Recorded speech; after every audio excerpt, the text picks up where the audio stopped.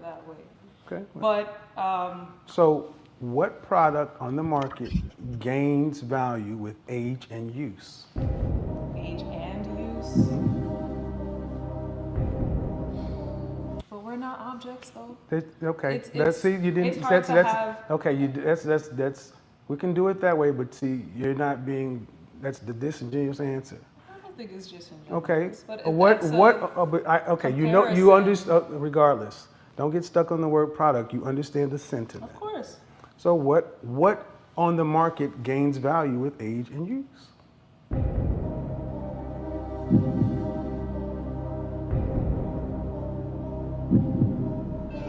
If you guys know something in the comments, please feel free.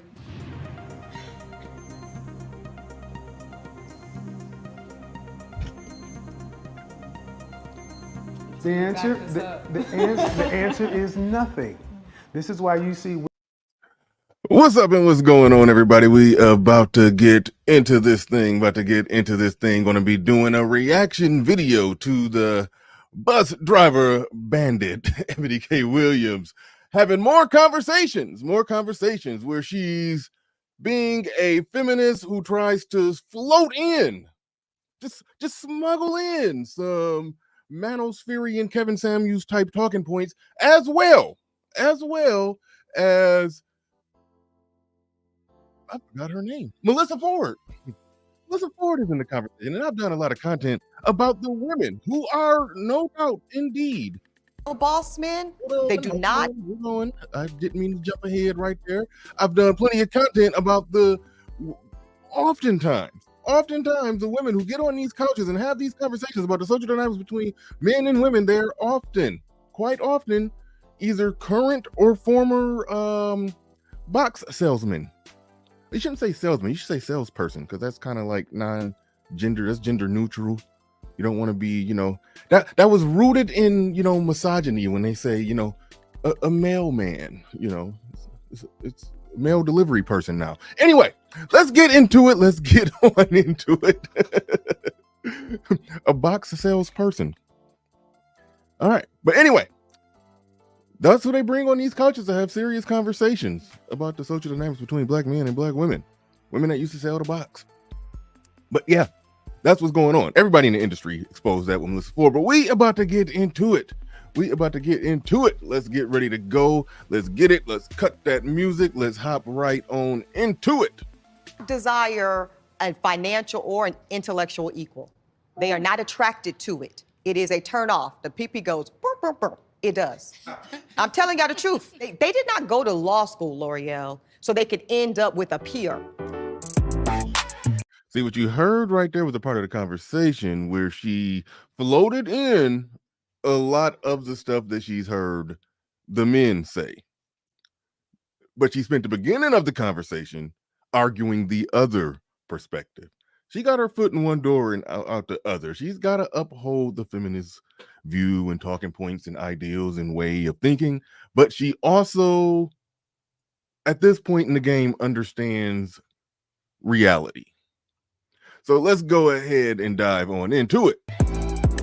Welcome to Listen to Black Women. I'm L'Oreal, and we're here with Elle Barner. I'm a feminine woman, and traditionally, I want to play the feminine role. Eboni K. Williams. Our show up in this world is Eboni K. Williams, and no man can just hop on that. And the beautiful Melissa Ford. I want to preface all my answers with the fact that I am a progressive traditionalist. And I had to pump the brakes right there. Got to pump the brakes right there already. She said she wants to preface all of her statements that she's going to be saying here with the idea and the notion that she's a progressive traditionalist. I actually took the time to Google that. It doesn't exist. Okay? The only thing you could find about the term progressive traditionalist is it was something on Reddit from, I think, like 2018 or 2019. It was a Reddit thread where they had a little debate about what it is, and they didn't even know what it is because the person who used the term said he was only called that as an insult. So I'm going to translate what it means to be a progressive traditionalist. In the context of a conversation about the social dynamics between black men and black women, any woman who's saying that she's a progressive traditionalist, what she's really saying there, understanding that a progressive is truly politically speaking, it's a far left liberal. That's essentially what a progressive is. So if somebody is a progressive when it comes to relationships, that puts them more along the lines in a category of anything goes. Do what you want to do, how you want to do it, and live your life and no judgment, long as everybody consent. Like that. That's what a progressive is when it comes to a relationship. So if somebody is a progressive traditionalist, what she is really saying is that she want to be able to do whatever she want to do, when she want to do it, how she want to do it, and not have the judgment for it. But she also wants a man to also fund her life. You know, she wants she wants the feminine benefits of traditionalism while still being a modern woman. That is the only way that I could possibly interpret what she's talking about when she used that made-up term, progressive traditionalist. It makes no sense in no other context. In no other context at all, it makes no sense. Now, one thing that I didn't notice, and I'm going to respond to this one here on the fly, I didn't notice when Eboni K. Williams introduced herself, she gave a pretty weird introduction as well. I got to hear her introduction because she said, I'm Eboni K. Williams. I made me, and nobody can just walk in on this. That sounds like somebody who had testicles would say that. But let's Feminine listen. role. Eboni K. Williams. Our show up in this world is Eboni K. Williams, and no man can just hop on that. And the beautiful. Oh yeah. That's testicle talk. Yeah, let me build myself up and become a millionaire, and I probably would be saying, hey, if you wasn't with me before I had it, ain't no woman walking in on this and getting me to sign some legally binding documents to where she could take half of it and she wasn't around from the start. Yeah, that's testicle talk. That's testicle talk all day. That's exactly how I be thinking. I show up in this world as Bernard Riley. Ain't nobody coming in and just walking in on this. As that male feminist that came on my show, he said we were speaking phallically. You remember that? She's speaking real phallically right now. Yeah, right. Yeah, don't get me started on the yellow hair. Shout out to D-Rock Den. Shout out to D-Rock. Excuse me. Dropped got 5 on it, even though he dropped 3. We don't got nothing for 3. Yeah, we got it.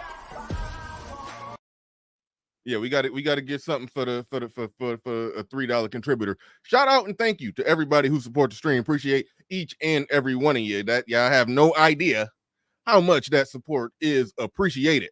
But all right, let's get into it. All right. Let's get into it. Beautiful Melissa Ford. I want to preface all my answers with the fact that I am a progressive traditionalist. And let me tell y'all something. You are in for a treat of an episode because you are sitting amongst women that are always going to tell it like it is, whether they get backlash or not. So we have a lot of issues when it comes to when we want to say what we want as Black women. Right, Eboni? There's no issues with Black women saying what they want. Black women have been saying what they want for the longest. I think the issue only came in when men started saying what they want, and then y'all found out that the things that men say that they want was different from the things that y'all were presenting, and then now y'all feel convicted or judged or berated, or your whole plan was derailed in how you thought that, hey, I'm going to grow up and going to build myself up, and the type of man that I'm looking for, look, I got the same thing. I got the same career as you. That means we're a match, and men don't operate like that. So yeah, what we've been hearing is like red pill rage coming from women finding out that the thing that their feminist mothers and grandmothers told them doesn't actually work, depending on the outcomes that you want. So that's what we're seeing here. Shout out to everybody in the building. Make sure you hit the like button. Oh, since you went there. Yeah, it's interesting. So the past several months where I've been leading conversation Yes. amongst Black. Okay, Joe Ethereal, I am stealing that one, swinging her ovaries like kettlebells. That's a good one. I don't even know how that works. I don't know if you can swing ovaries. I don't know if they even. I don't know how it works, but yeah, I'm going to use that. I'm not even. I'm still in that one. Thank you. Women and beyond. I think the main thing I've learned from this, y'all, is people really want Black women to be happy with anything. What people really want Black women to understand is that we are to be accepting of our positioning as the least desirable in society. We should get the memo that nobody really wants a Black woman. Thus, if anybody was to find themselves willing to take up with us, we should be happy, we should be grateful, and we should shut up about it. And if All right. We got a couple things to respond to right there. She said 3 different things.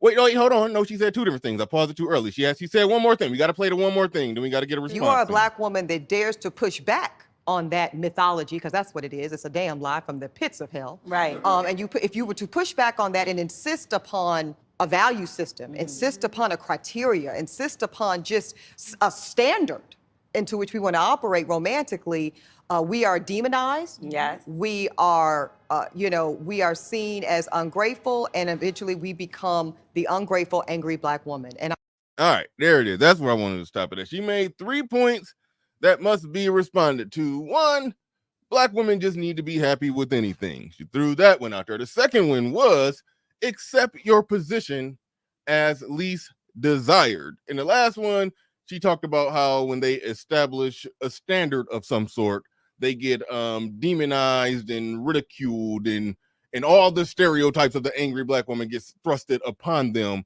when they do that. Now, dealing with the first one here, Black women need to be happy with anything. That is incorrect. Nobody said Black women just need to be happy with anything. What happened is men started talking, and one of those men in particular basically set up a framework of where they could start doing a proper appraisal of where they're at and understand where they're at and understand where to expect. Men have no choice but to have that proper appraisal, because when we get out there on the market and we go to shooting for something, the market tells us really harshly where we're at. So nobody needed to come and tell us that. We weren't allowed to operate under the dogma that we're all handsome. They can say all women are beautiful in their own special way. We can't say we're all handsome in our own way. We can't say we're all rich in our own way. So we knew exactly where we was at. If you was broken unattractive, you knew you was broken unattractive. We didn't need some woman to put on a shiny pantsuit and do a podcast and have us come in and ask us our height, weight, and suit size or shoe size and give us an appraisal of where we were at. We knew where we was at. That was the only difference. Nobody was saying accept anything. People were essentially saying that, this is where you're actually at, and then you didn't like where you was at. Then they went through what we would call the female version of some red pill rage. Now, as far as accepting your position as the least desired, that one is a sort of tough one. It's a sort of tough one because there is some data, if you accept it. There's some data, if you accept it, that does point out that on average, that Black women is the least desired. Now, that is dating app data. It's a few other metrics that sort of point to that. So I don't want to, but I'm not in no position to say accept your position as the least desired, because the fact of the matter is, it's person by person. Somebody like Eboni K. Williams, who, as I understand it, was competing in beauty pageants when she was younger. I mean, she's a Black woman. I don't think she had no shortage back then of rich guys wanting to marry her. So that least desired thing wouldn't apply to her. But if you look like Leslie Jones, then yeah, it applies. So it's like, so that one, why, even though there is some truth to that with the least desired thing, and there's ways to measure that across the board. Asian men are the least desired amongst men, and they're the highest earning too. So which that is, sort of odd, but they're the least desired when you do all the math and look at all the metrics and everything. The Asian men are the least desired. So being the least desired is a thing, but you're still an individual who can move in it. Like if black women statistically are the most overweight, you can still be a black woman and get in shape and not fall in that. So that's why, it's nuance to that. So, but it's like, it gets into a goofy thing. Like nobody is on a massive scale saying accept your position as the least desired. Like if you walking around looking like Megan Good or Gabrielle Union in the prime of their life, nobody is tapping them on the shoulder saying you're least desired, accept less. Nobody is doing that. But if it's across the board, on average, they're the most overweight. They tend to be the most aggressive, the most loud, the most argumentative, the most all these other things that men find unattractive. Then, yeah, that is it turns into a thing that on a macro scale does apply, but the individual can beat the macro. Black men on average aren't the least earning, but they don't earn the most. They're close to the bottom when it comes to earning, but an individual black man can roll his sleeves up and make a lot of money. And then, so he don't have to accept the outcomes or options of a black man with less money. It's like, that's just simple common sense. That's just simple common sense. But all right, let's keep it moving. Oh, the other thing that she said, now this is a good part. This part right here speaks to the crux of what's going on here in this conversation. I'm going to back it up some so y'all can hear this last part one more time. And if you are a black woman that dares to push back on that mythology, because that's what it is, it's a damn lie from the pits of hell. Right. And if you were to push back on that and insist upon a value system, insist upon a criteria, insist upon just a standard into which we want to operate romantically, we are demonized. Yes. We are, we are seen as ungrateful, and eventually we become the ungrateful, angry black woman. And I'm all right. I wanted to play that part again. Now, this is a part where it exposes that Eboni K. Williams knows that she's full of crap, because she said that if you push back against these ideas of that black women should accept less, it means that then you get demonized. She depicted it. She's going to depict it like that. However, I'm going to fast forward. To a later part in this video. Now, it's funny how she gave the real answer to the question in the same sitting.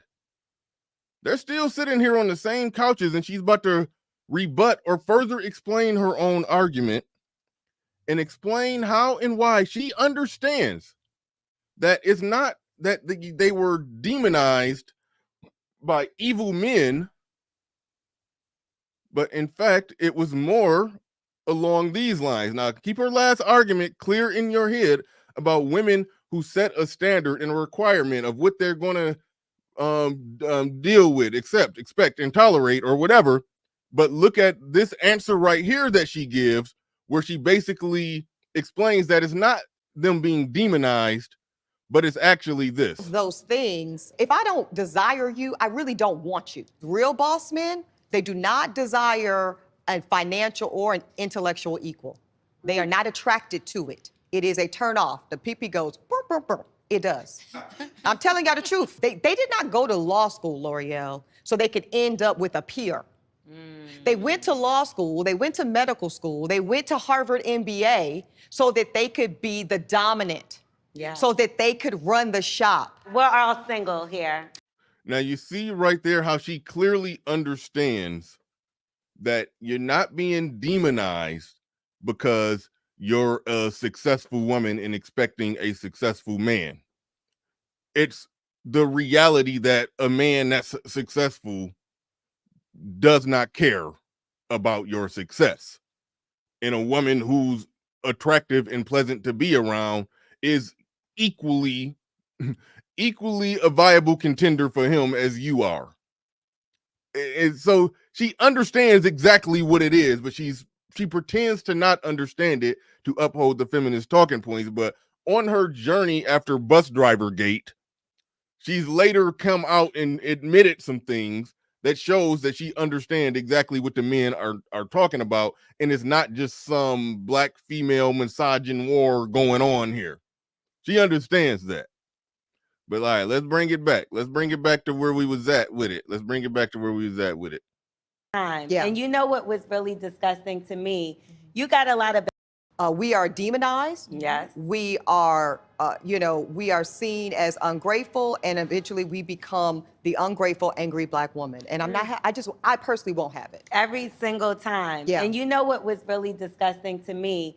You got a lot of backlash. And then I believe it was Tyler Perry who came on the flip side and basically said that we need to start looking at men that don't make as much, or the stay-at-home dads, and considering them. I think his exact thing was, I mean, if he can contribute to, the light bill, then The light bill.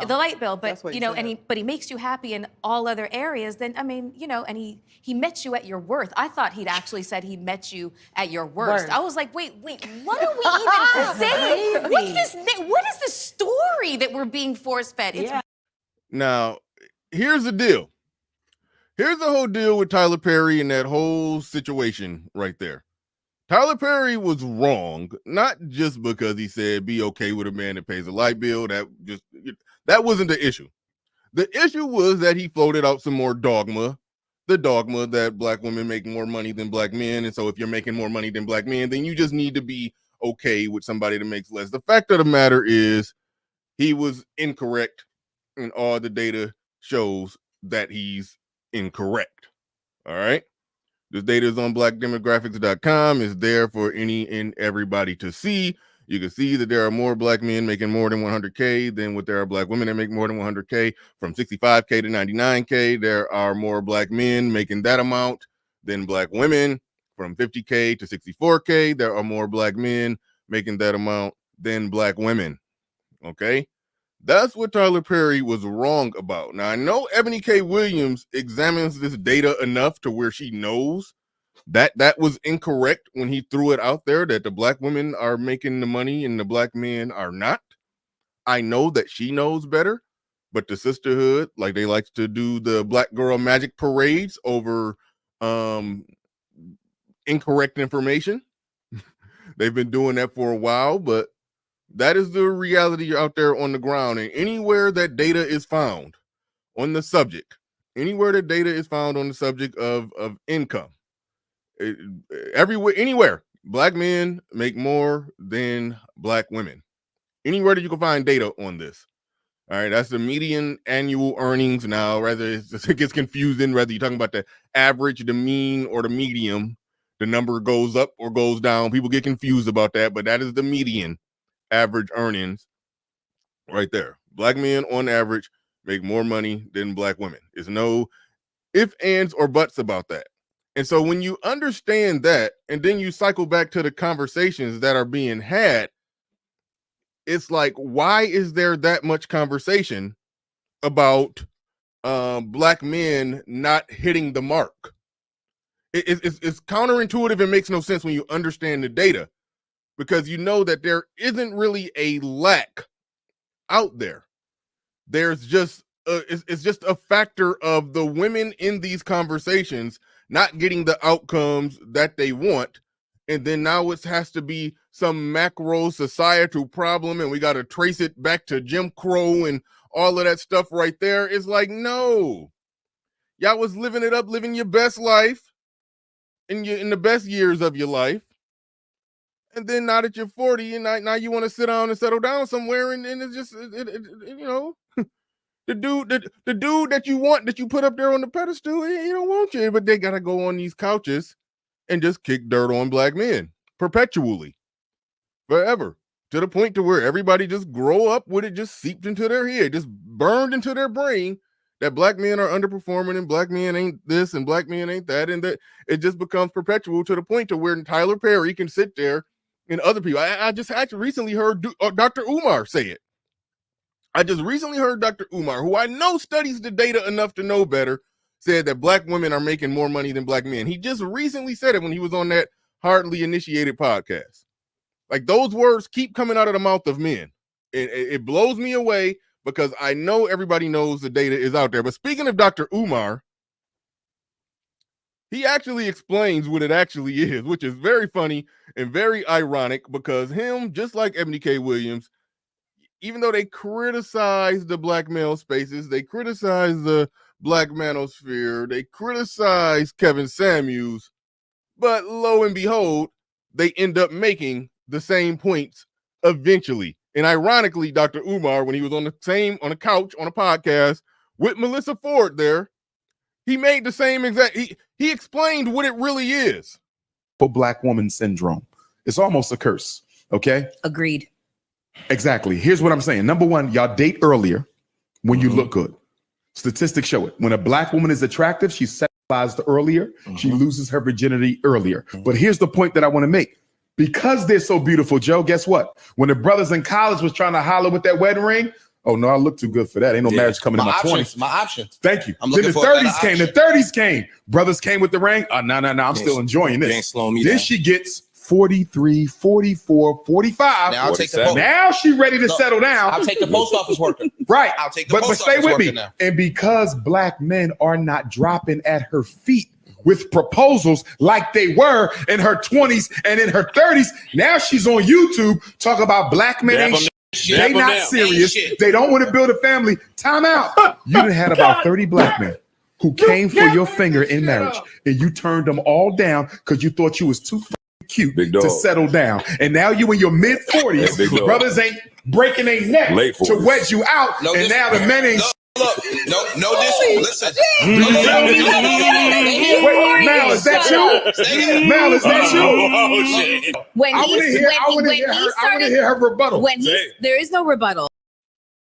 That is right there. Shout out to Dr. Umar, who had to jump outside his body, had to channel the spirit of Kevin Samuels to tell the truth. He was on that couch pandering to Melissa Ford. She was getting up high-fiving him, but he just said, I'm just going to smuggle in some truth at the end of this conversation, you know. And they were applauding him. They were applauding. That's more or less what happened right there. Ironically, that conversation was with Melissa Ford, who's on this couch right now, voicing her gripes about black men and what they're not doing and their underperformance, but she knows exactly what it was. In the best years of her life, when she was being a box salesman, so many rappers in the industry have exposed that she had a price, and you know she was one of the first video vixens, and you know it is what it is. It is what it is. Everybody in the industry, you know, paid her fee, and it went down. It's out there. The information is out there. So, but she spent the best years of her life selling a box. No other way around that. Now here she is sitting on couch, very intellectual and sophisticated, talking about how men are just not meeting the mark and stepping up and doing blah blah blah blah blah. It's like, it don't work like that. It don't work like that. Yeah, that's been put out there. $2,000. That's a good price. She was going for a good rate. Early 2000s. Yeah. Wasn't no inflation back then. I mean, that was for that. Yeah, she was going for a good price. Get that money. But all right, let's rock with it. I was just like, this is, first of all, Tyler Perry makes movies where the bus driver looks like Boris Kojo. And in that case, bring him on. Every single woman would be like, girl, I'm dating a bus driver. Oh, you want to see him? You know what I'm saying? So, yeah. Here's the thing about that. The sexy male Boris Kojo type bus driver, the man can get with the female equivalent of that, and they could be happy. They could have a perfect, happy situation. They can get married, have kids, and live happily ever after. The female, the woman can't exactly pull that off. Now, there's no shortage of good-looking broke guys that they could lay up with. The only thing we're really seeing here is that all of them have graduated to an age in their life where they just can't be walking around with the boy toy. They're at the age in their life where they want to be walking around in public holding hands with their man. They want to show up at some event with their man. You can't just show up at the event with the boy toy. I mean, unless you Jada Pinkett showing up with the August Alsina dude. You could do it then. But They had an age in their life where they just can't show up with the boy toy. So yeah, that's where it turns into an issue. Boy toy, sugar mama cougar relationships tend to not last that long.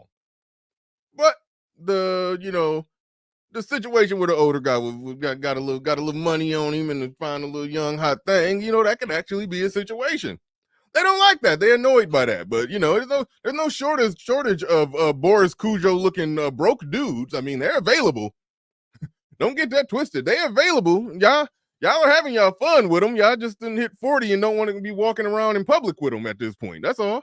Yes, that's a factor. And it's like, I kind of feel like it was a gotcha moment with you. Yeah. Because it was just like, why throw bus driver at you? Here's the thing about what. In fairness to that, Ebony K. Williams, even though she's gotten older, she's talking about frozen eggs and having with the in vitro fertilization. I don't even really understand how all of that works, but she got, as Kevin Samuels called, the ice babies in the freezer that she's going to have her kids that way somehow.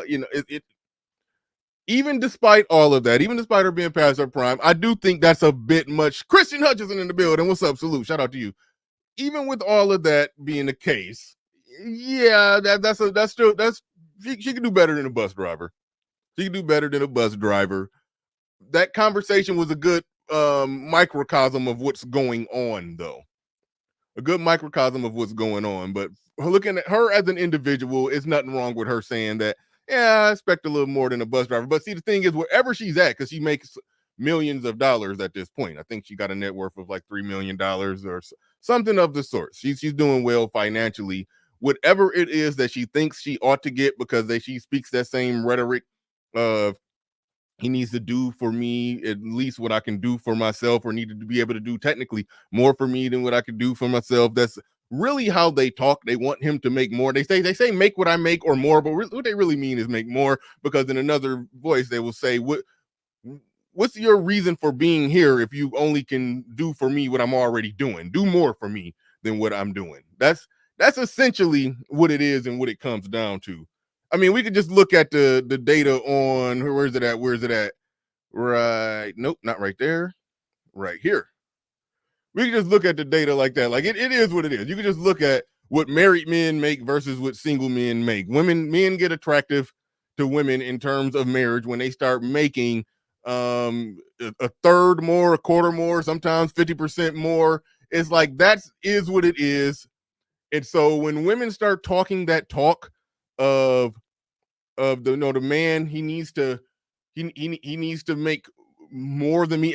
Every woman should have a mentality of, why be with this man if he's not doing more for you than what you could do for yourself. They're saying they want every man to make more than them, and we can see that every man, even including black men, already make more than the women. But these women are feminists making that point. So you have to ask the question, when they start talking like that, the question that I have for them is, how big do y'all want the wage gap to be? Like, that's really the correct question to ask in this situation. Now, I'm okay with a large wage gap. I'm okay with a 100% wage gap. That's fine. I'm good with it. Yeah, every man should make more than the woman that he's with. Absolutely 100%. It should be a wage gap through the roof, so no woman can have to sit on these couches talking about men are not making enough. They're not stepping up economically. Yes, feminists, how big do you want the wage gap to be? Because y'all want to be progressive traditionalists, like what Melissa Ford said. Y'all want to be progressive traditionalists, whatever the hell that means. How big do you want the wage gap to be? That's the $1 million question. That's what I'm starting. That's what I'm going to be asking every woman whenever they start talking about a man needs to make more than the woman. A man needs to step up and provide. If he can't provide for me what I can provide for myself, then why am I with him? Great. You're a wage gap advocate. How big do you want it to be? I'm good. I'm good with men making 80%. I'm good with y'all making 20 cents on the dollar to what a man make. Would that make it to where men are in the position to provide like y'all really want them to? Would that do it for you? Because that would do it for me. I would like that. They're really advocating to get back in that kitchen where they burnt the bras trying to fight to get out of. They really they don't know it. They don't know it, but they working real hard to get back barefoot in the kitchen. They're begging for they're begging for the thing that they called oppression. we want you guys to become so successful that you can oppress us, and we'll just have to deal with it because y'all make so much more than us. That's what they're fighting for. That is truly what the hell they're fighting for. Christian Hutchinson in the building. Shout out to you. Shout out to you. He said wage parity in the black community is 12%, whites is 23%, Asian is 28%, and Hispanics 15%. Let's see. I hear what you're saying right there. Shout out to you. Drop that 5 on it again. Drop that ain't what I was looking for. This is what I was looking for. This is just median. Like I said, there's a difference when you're talking about median, average, and all of that. Let's move that hit the like button off of there. I don't know. When I know that you said that before. When I look at it, I see, 7,000 difference between, I see the same gap. Black men make more than Hispanic and Latino men, but because Hispanic and Latino women make significantly less 5,000 less than black women, then it makes it to where it's closer to the same gap. That same. I mean, we're just talking 7 points on the numbers right there. So I see what you're saying, but yeah, it's a gap everywhere. It's a gap everywhere. But all right, let's dig back into it. All right. Shout out to everybody supporting the stream. Do appreciate each and every one of you. Definitely hit the like button. Let's go. Tyler's suggesting, right? The subtext is going back to what we just talked about. Your worth is minimal. So if you are willing to accept minimal contribution to your household, a la a light bill, that is equivalent to your value in society. That's the subtext there that no one's saying out loud. But All right.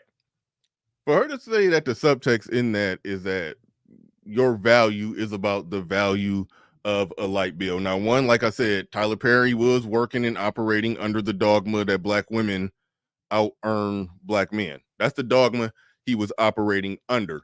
But even outside of that dogma, what you automatically end up with, unless we have a 50% wage gap across the board for all races, what you're going to end up with is some men who earn a lot of money who are with women that don't earn a lot of money, which means the women who earn a lot of money who are still expecting that man to make 25% or so more than her, or whatever the data. I mean, we could just look at the data of what married men earn.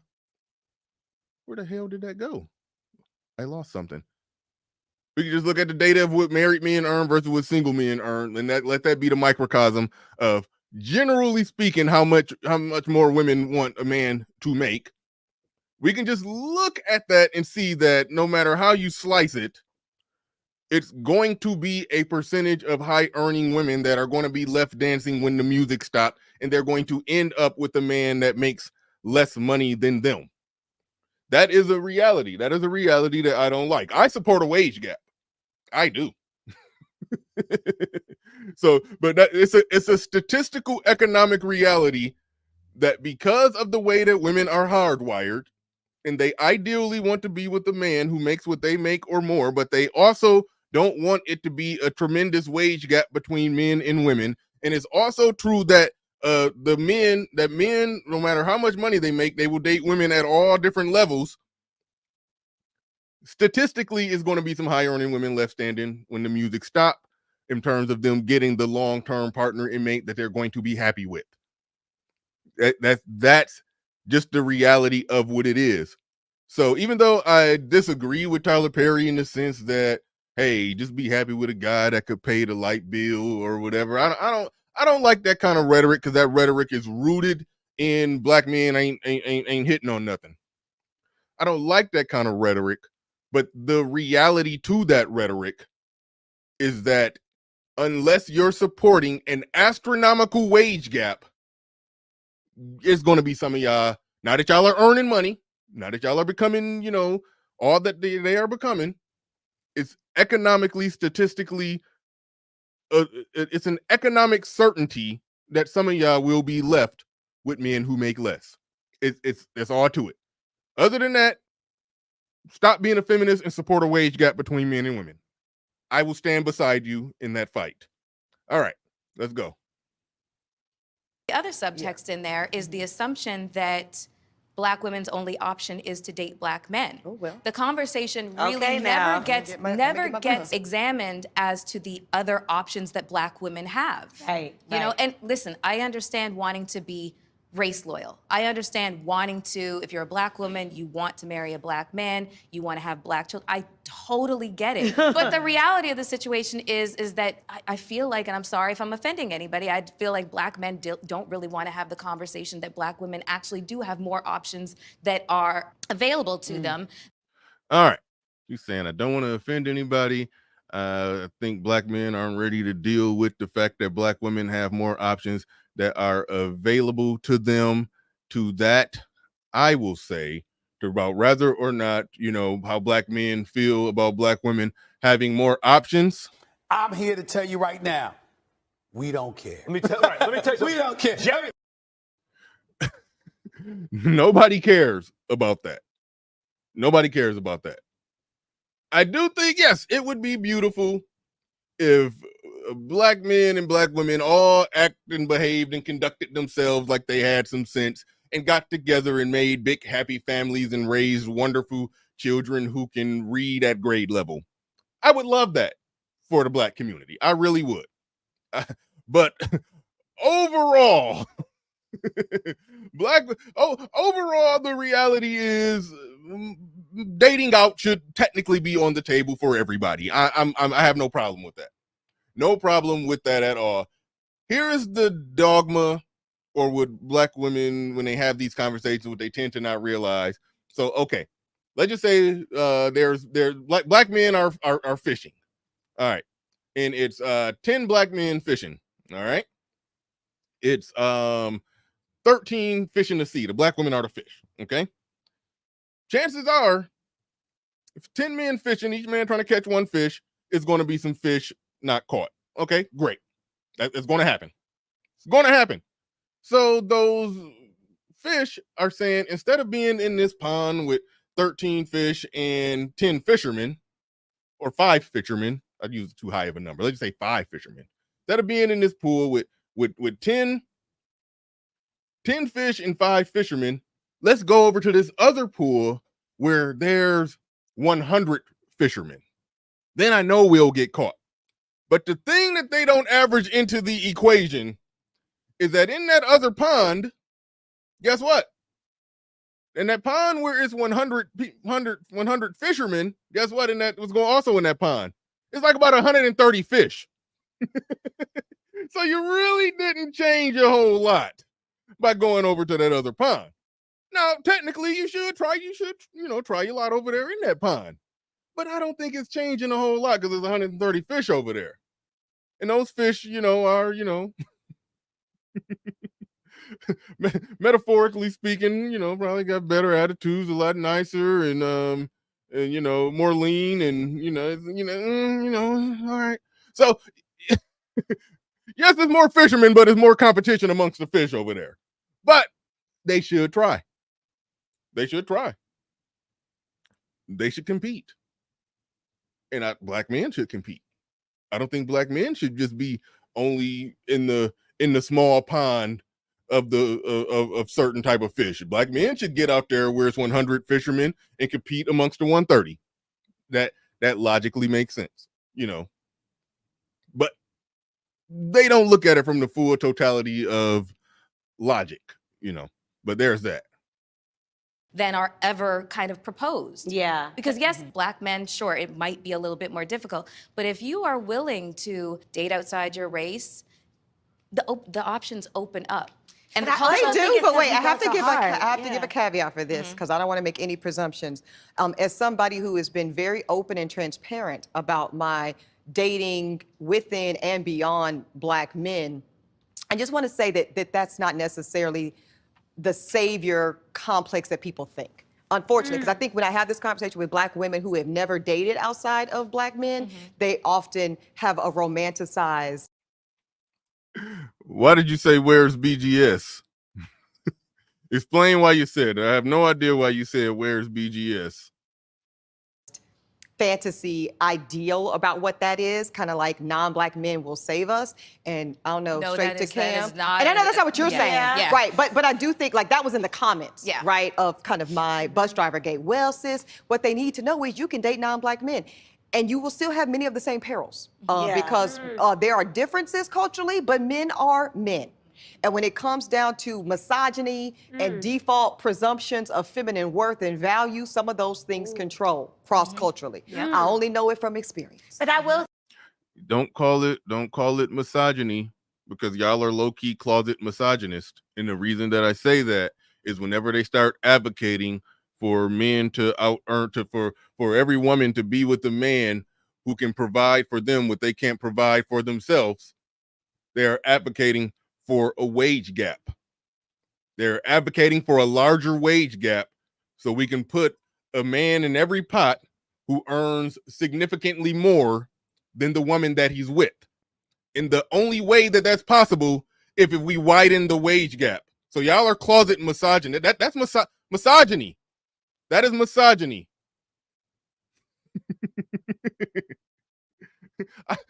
I support you in it, though. I think a wage gap would be great for society. I think if men made, if women made 20 cents to every dollar that a man made, I think men will step up and do their masculine responsibility and find a well-behaved woman to take care of, because they know that society is structured in a way where she can't earn as much. So they will take care of that woman and have a happy family with her. I'm not even being sarcastic.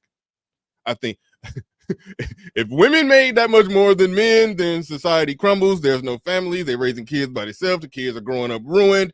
And everything falls apart. If men make that much more than the women, I think the men will step up and do what is right. I do believe that. I support these women in their misogyny and supporting an astronomical wage gap. I support them. say some of the women that I know that have dated outside. And hold up. Don't go nowhere. We got to check on something, because I missed some cash apps on the last shows because I didn't have the little alerts on, and I do apologize, but I do believe somebody just sent a cash app. JC Ennis, is that? I don't know if that's JC the Conqueror. Let you shout yourself out in the chat room. But JC Ennis says, yeah, you didn't say nothing, but you did send a $5 cash app. I do appreciate you. Appreciate everybody. Appreciate everybody who supports the stream. Do appreciate each and every one of you. Do appreciate each and every one of you. And while we're at it, I think that's how I say your name. Says Black men dating out is nothing like Black women dating out. Black women refuse to fix basics like weight, kids, etc. What is that? Black men lend much more credence to the absurdities to appear fair. Yeah, you're right. You're right. That's accurate. Yeah. And oddly enough, Crystalline Karazin, who was the queen of Swirl Mountain before that whole movement went all the way to hell and they became the divestment movement, she was leading the swirling movement where they tried to pretend to be, pleasant to be around debutante Black women, and they just doing all of that to get a white man or just any man that wasn't Black. She said that she had a massively hard time getting massive women to not be massive. She said she couldn't get them to do that. She wrote a whole book on it. You got to drop the Black woman attitude. You got to grow your natural hair. You got to do this. You got to do that. You got to do all that stuff that Black men be saying that y'all ought to do, and y'all cuss them out for it. But she wrote the book saying you got to do that to get a white man. and they was trying to go with it, but the weight, lose the weight, that's a no-go. We ain't giving that one up. So there's that. Like she said that to Kevin Samuels. She literally said that to Kevin Samuels. She has a hard time getting black women to understand that you have to lose weight.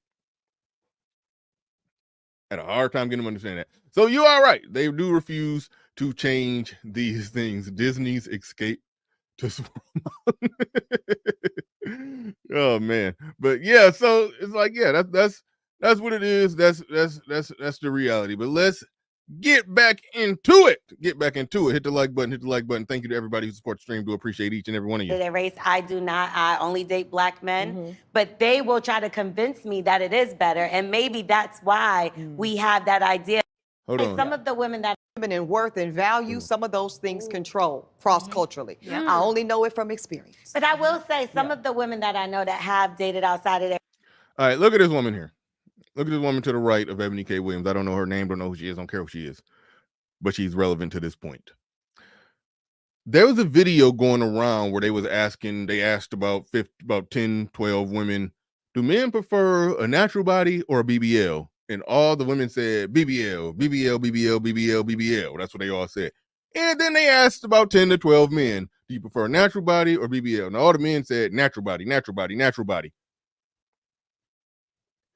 It's odd that women will willfully do things that men don't want and swear up and down that that's what men want, that's what men like, even though men are telling them that that no, we don't like that. We never asked for that. We never asked for eyelashes that look like Pringles potato chips floating from your eyes. You know, nobody ever asked for that. I'm saying all that to say, nobody asked for that damn hair that's on her head.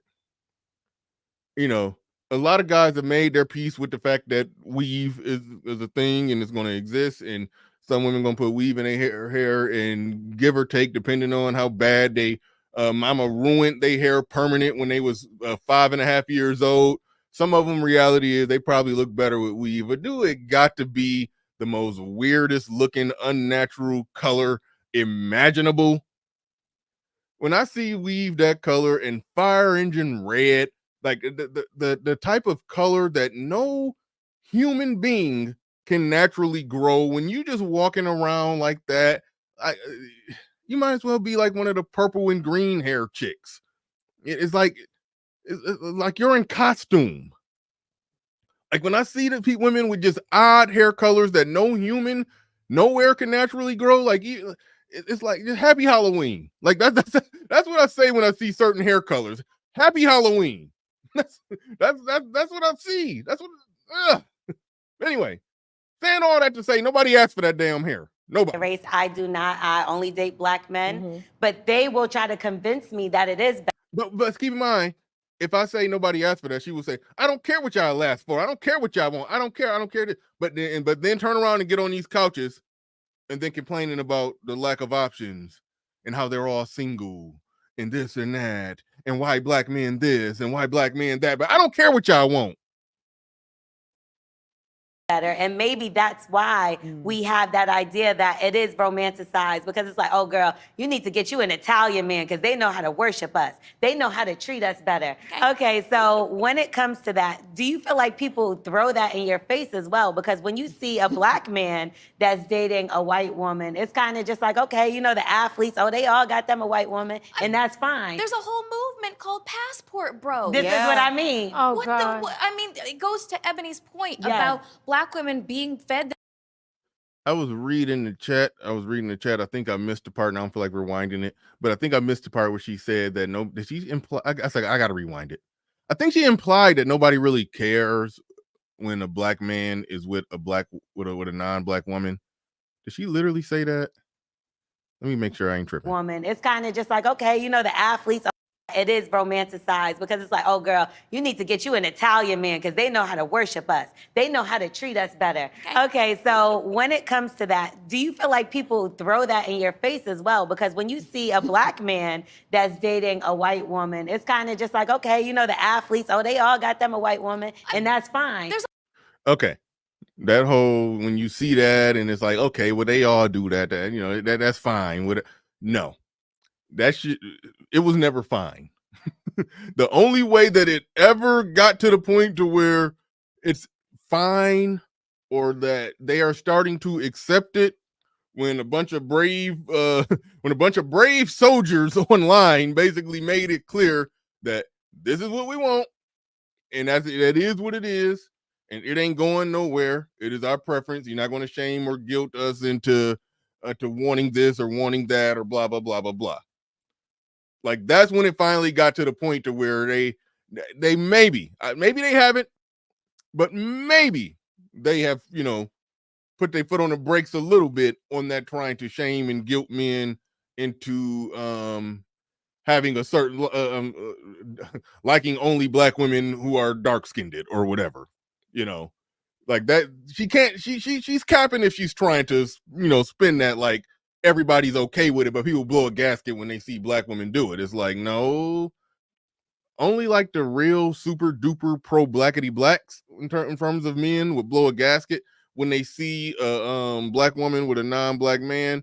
But across the board, black women, regardless of ideology and regardless of their dating history, tend to have something negative to say when they saw a black man with a non-black woman.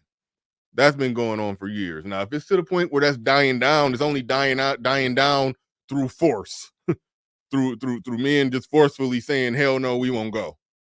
That's more or less what's happening. The whole movement called Passport Bros. This is what I mean. Oh, God. I mean, it goes to Ebony's point about black women being fed the narrative that you got to take what you can get, that you're the lowest on the totem pole in terms of attractiveness, and that black men are actively saying, I do not want a black woman. I am going to go to another country to find another, ethnicity or race of women because I deem them to be more attractive. I deem them to have more traditional values.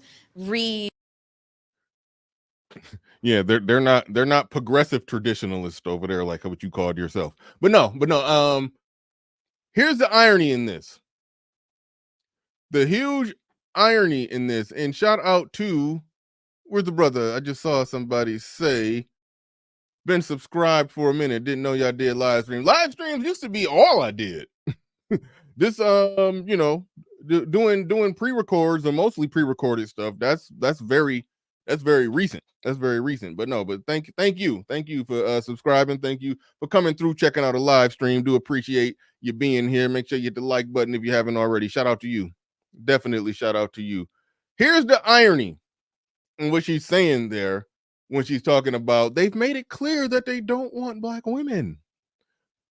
The reality is, when she's talking about Passport Bros right here, the reality is that the Passport Bros, most of the women that they are going over there to get, most of them, not all of them, but most of them, from what I've seen and observed with my eyes, because Passport Bros, they do show pictures.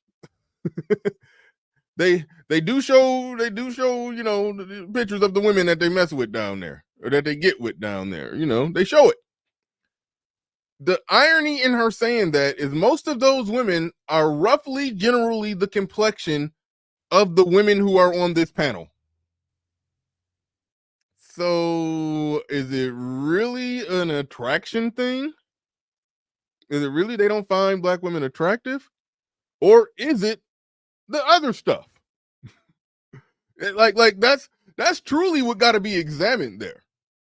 Because if they were on some pilgrimage to find white women, then you could say that. But they're going to places where the women are dark complected.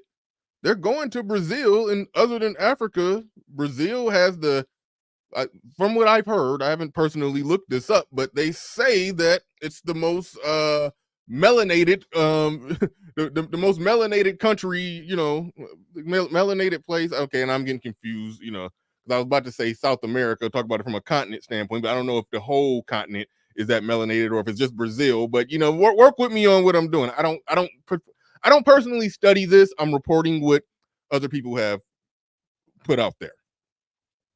That Brazil is pretty damn black. That's what's been put out there. In a lot of those places down there, it's pretty damn black. the women on average out there are the same complexion as the women on that panel. So I don't think it's about looks. It's clearly about something else. And a lot of that something else is coming out in this conversation. So that's where it gets goofy.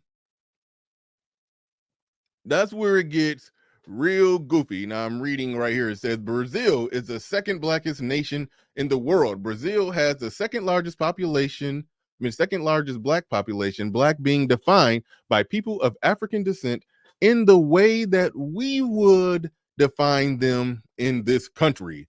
So basically, they passing the brown paper bag test over there. That's what I got from what I just read right there.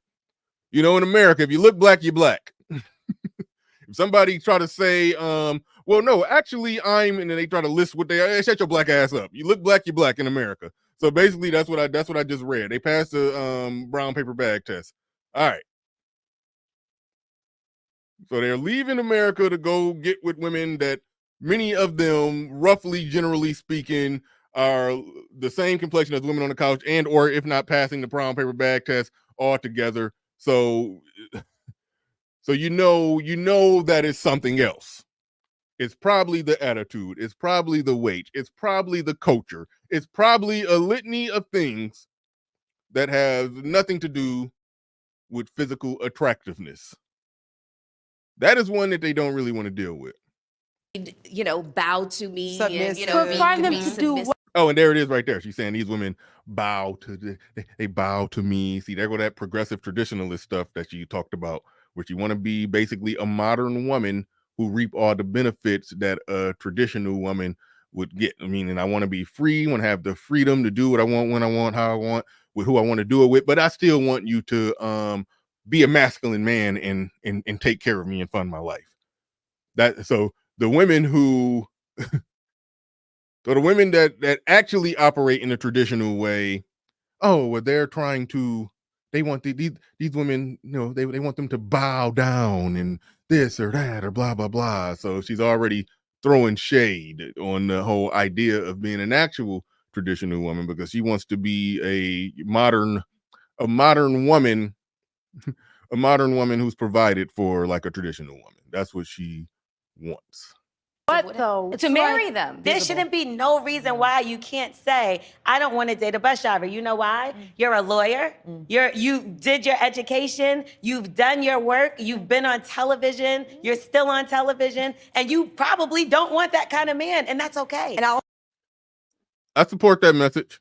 You know, I talked about the situation. It was a good microcosm of what's going on. But overall, Ebony K. Williams, if she say, you know, yeah, I'm above a bus driver in terms of dating them, yeah, I support that. I support that.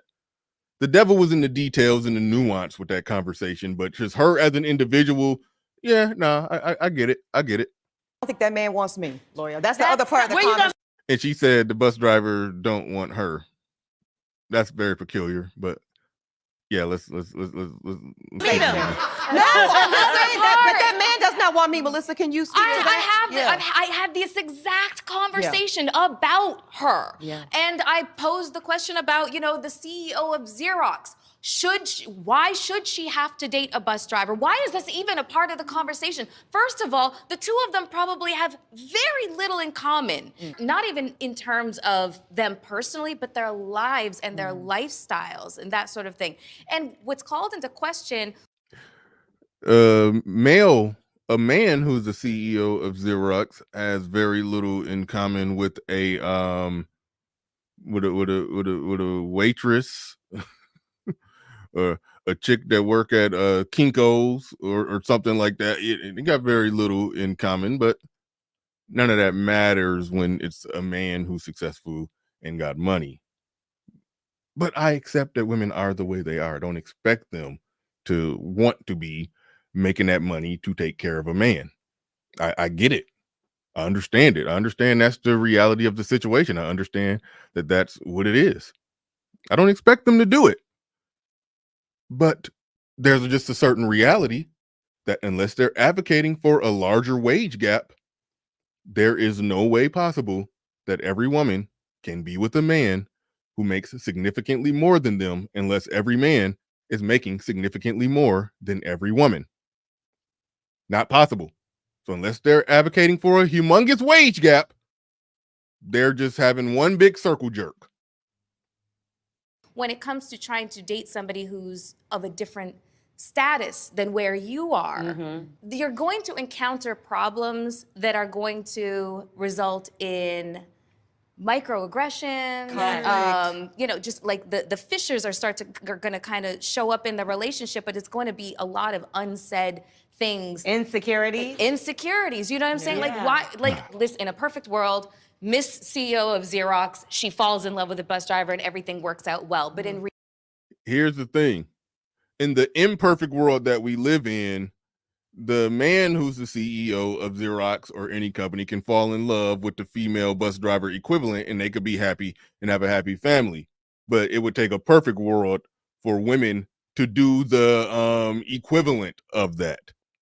So that speaks to the idea that it's not about male insecurities, like she just tried to say, that the man will get insecure. It's about the woman not respecting that man because she makes more than him in this world that men have built and structured and made it easier for them to be able to get in the race and compete with men, because who makes the money is not based off, or who's the provider is not based off who's the biggest and strongest that can go out there and take down an animal and bring them back to the camp. Like, no. Who's the them being able to type more words per minute than a man could qualify them for a job that he possibly can't get. Them being able to do, basically tasks that's, that operate or function within the framework of them going to work inside of an air-conditioned cubicle. They could make just as much money doing that in some cases than a man who's doing, back aching work in steel toe boots. So that's what truly allows them to be able to make just as much as a man, because men built the world and structured the world and civilized the world to where, clerical skills can make you a lot of money depending on if you got a degree or not. So they can earn just as much as men, and they have men to thank for that, but they don't respect the man who they earn more than. It's like that's the irony in this thing, and that's what it all comes down to. But I accept that we are biological creatures operating on biology, and it's not hardwired into a woman to be with a man that she feels that she can take care of herself by herself just as well as what he could take care of her. I understand that she's not hardwired to want that. That's nature. But we live in an unnatural world where typing more words per minute in a cubicle could cause you to make more money than a man. So that's just the goofiness of this unnatural world, and what they're having to fight against is the unnatural world that we live in, and their natural Darwinian call from within to want to be protected and provided for by a man. But when y'all fought for the ability to make all the money in this unnatural world like a man, now y'all are making this money, and now what it takes to scratch your hypergamous itch is too high for the average man to make, or for most men to make, depending on where that woman is. But the only way that every woman can have her hypergamous itch scratched is for every man to make significantly more than every woman. So I go back to it. How large of a wage gap do these feminists want? They are advocating for a wage gap. They are advocating for they are advocating for the patriarchy to win. When you follow their logic all the way home. All right, let's go. reality, probably not. All right. Stay with me. We got Christian Hutchinson in there with a super chat, but most importantly, got to do a special thanks acknowledgement to the sponsor of the show. Shout out to Machismo TV. Welcome to Machismo TV, the ultimate destination for modern men seeking to upgrade their lifestyle. Subscribe to Machismo TV and Saul T-Balls. We stream daily from 12 midnight to 8 a.m. Eastern Standard Time, the best male-centric content. Highlight reels without reviewing or providing any editorial bias to the content. We have done so much, with so little for so long, we are now qualified to do anything, with nothing. We've done so much with so little for so long, we are now qualified to do anything with nothing. Those are the words of Machismo TV. And the link should be pinned to the top. Absolutely. I'm 100% confident that it is pinned to the top. So make sure you go and subscribe to Machismo TV. Shout out to all of you in the building. Make sure you hit the like button. And while we're at it, shout out to Christian Hutchinson. Says, stop the cap. Ursula Burns, age 51, is not the marriage. So you're talking to somebody in the chat room. I missed what's going on. She said, stop the cap. Ursula Burns. Excuse me. Age 51 is not the marriage, household formation, wealth building cohort. Eboni knows better and should top this. I think he should stop this analogy. All right. I don't know exactly who or what you're responding to. But I figured, I got it handled in the chat room.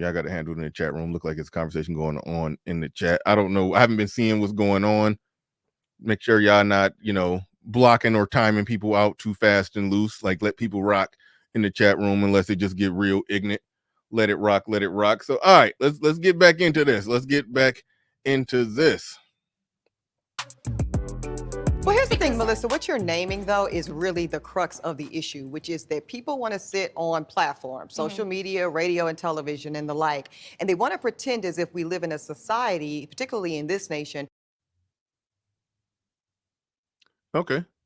I don't know how I'm supposed to know who Xerox CEO is. Ursula Burns is Xerox CEO. That's the age she was when she assumed the role in 2009. Okay, now I got context of what you're talking about. He says, stop the cap. Ursula Burns, age 51, not the marriage, household formation. Oh, okay, gotcha. Now you're making sense. You normally make sense. I didn't know what you was talking about. I figured I don't know if you were talking about somebody in the chat room. I didn't know what. Now I get it. Yeah. No, absolutely. Okay. They're operating like men. They're operating like men. They go and try to become successful, build themselves up, and then look around in terms of, family and all that other stuff that, matter to most people.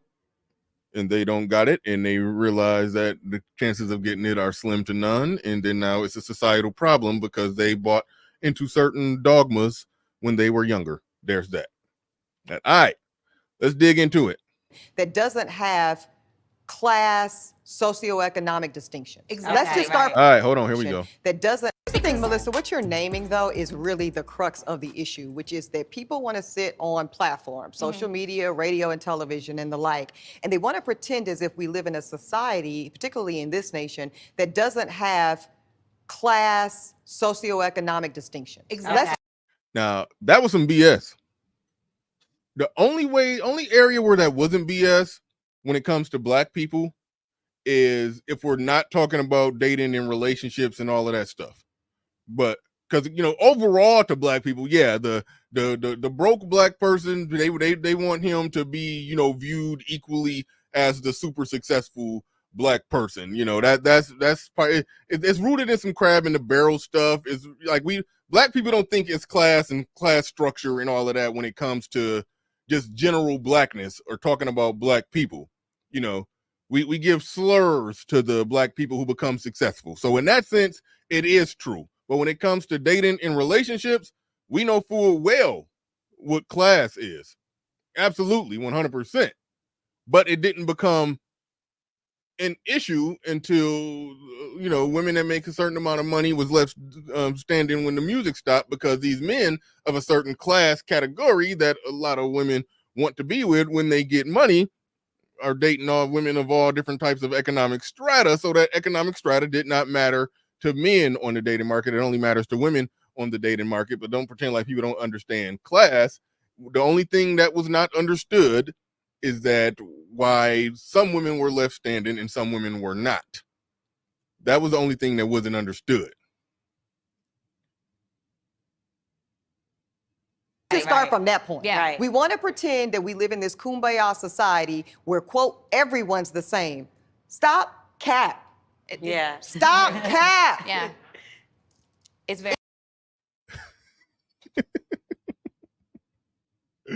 I think she was trying to say stop the cap, but she didn't get the quote quite right. She said stop cap. it's stop the cap, you know. I think, you know, she's showing her age. She got that wrong. No big deal. No problem. You know, it happens. I botch a lot of stuff that all the kids are saying nowadays, but I got stop the cap figured out. But you know, stop cap, and she put up a little cross and everything.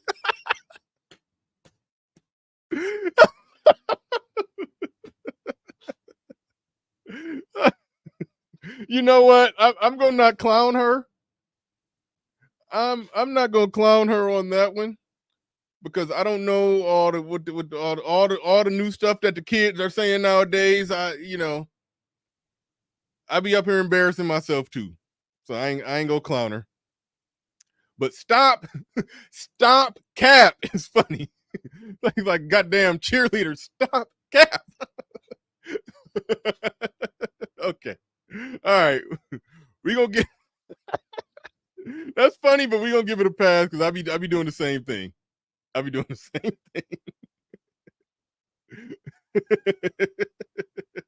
thing. Oh man, that was funny.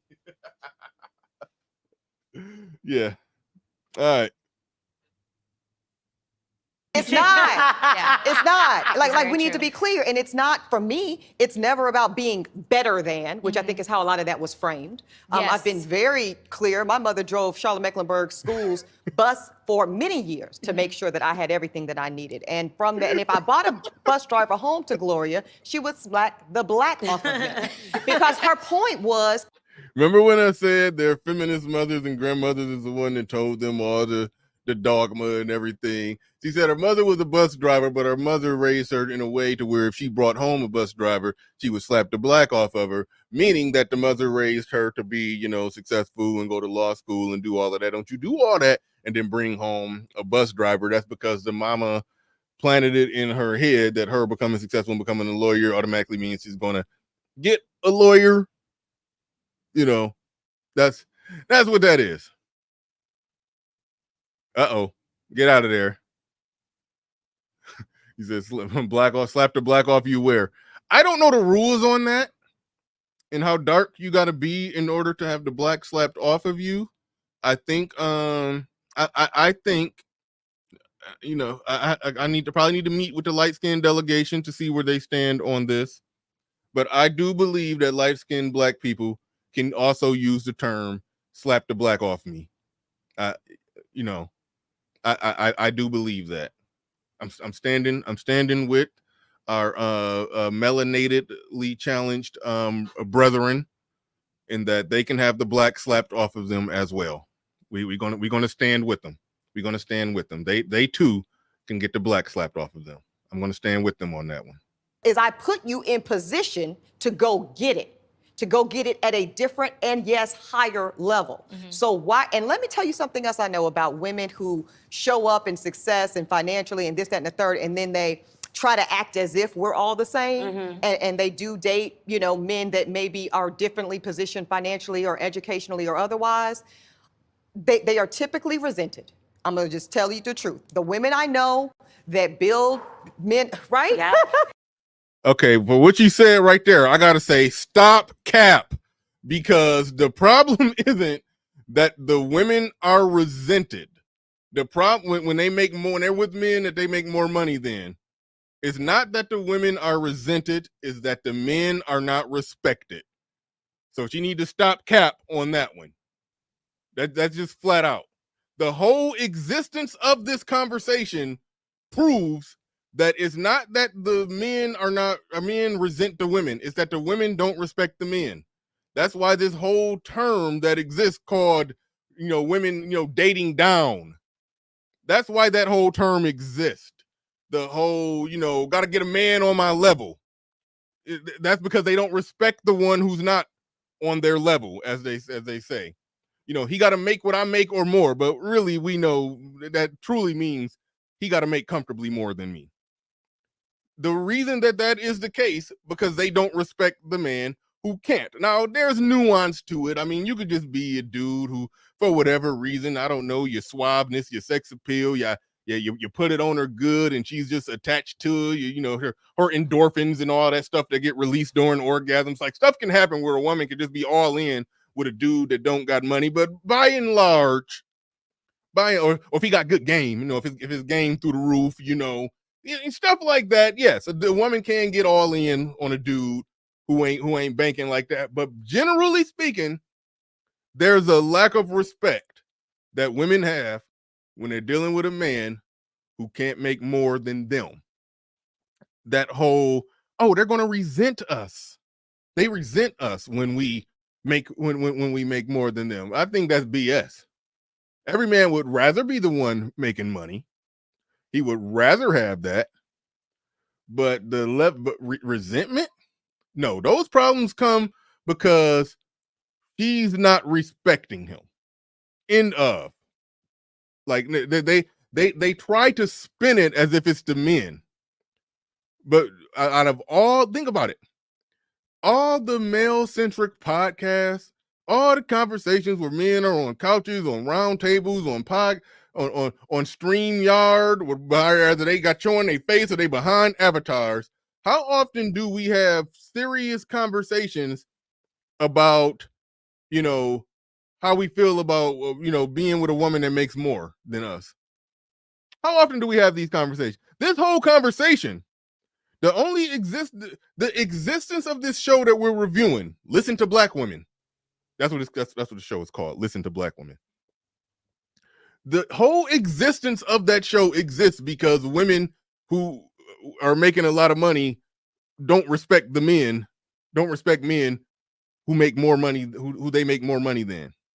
That's why that whole show exists. That's why this whole topic that they're having exists. Everything that they're talking about, it exists because of that reason, because they don't respect those men. All the language, all the rhetoric, every saying, every slogan, you name it, it's all rooted back to women don't respect a man if they make more money than them. So to try to spin it, to try to spin it as if it's the man resenting the woman and that's why it don't work.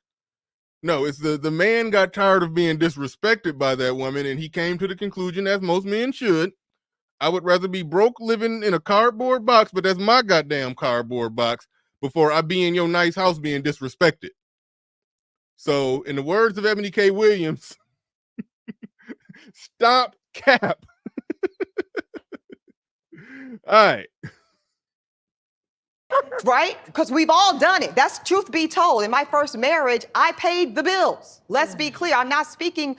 Now, that's a peculiar statement because, not that I go deep dive Googling people. I don't. But when she said that, I Googled it because I thought that she had never been married, and I looked it up, and it literally says on Google that Eboni K. Williams has never been married. It says that she was engaged to some dude, I think some white dude. But it doesn't say, like,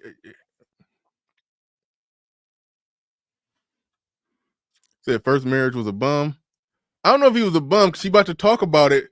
She's going to describe it in a second, but she's going to describe it as a guy she was dating. I think she need to stop. I think she need to stop cap on that one too, because I don't think she ever been married. Like, normally anybody who's a somewhat sort of kind of celebrity, you can type in on Google who were they married to, and normally a name pops up.